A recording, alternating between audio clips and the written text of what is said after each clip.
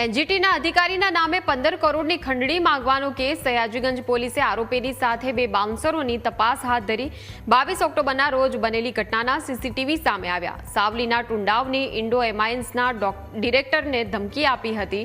ખોટા દાવાથી પોતાને એનજીટીના અધિકારી દર્શાવતા હતા.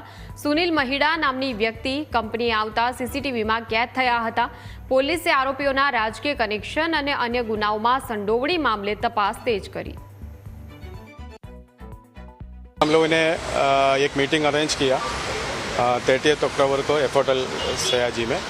उधर ही फिर अब हम 15 करोड़ का डिमांड किया उसने. अगर 15 करोड़ अगर नहीं दिया तो फिर कंपनी हम लोग को सरकारी अधिकारियों को लेके बंद कर देगा, ऐसा बंद करवा देगा, ऐसा करके धमकी दिया हुआ है. ऐसा फिर हम लोगों ने ये पुलिस के पास गया, वो पुलिस को कंप्लेन किया. फिर पुलिस ने इंक्वायरी करके फिर आज इसका मतलब इंक्वायरी करके उसको अरेस्ट कर दिया हुआ है. અત્યારે હાલ તો આરોપી તરીકે આ બે છે, એની સાથેના બીજા બાઉન્સર બતાવે છે. તપાસ કર્યા પછી એની પર વિશેષ પ્રકાશ પાડી શકાશે. આજે રિપબ્લિકનું કાર્ડનું કહે છે કે જે પ્રમુખ છે કોઈ પોતાના નેતાઓ સાથે કંઈ કોન્ટેક્ટ કેવું કંઈ કરું કેટલી વાત નથી આજે. અત્યારે હાલ એમની પાસેથી જે એમને તપાસના કામે અમે જે કાર્ડ કબજે કર્યું છે એ તપાસ અમે કરીશું કે ખરેખર એનો હોદ્દેદાર છે કે કેમ, એ હોદ્દો ધરાવે છે કે કેમ, અને જો એમાં પણ કોઈ હોદ્દો નહીં ધરાવતા હોય અને ખોટું નામ ધારણ કરી અને એનો ઉપયોગ કર્યો છે તો ચોક્કસ એ દિશામાં પણ અમે કાર્યવાહી કરીશું. હવે કઈ દિશામાં આગળ તપાસ?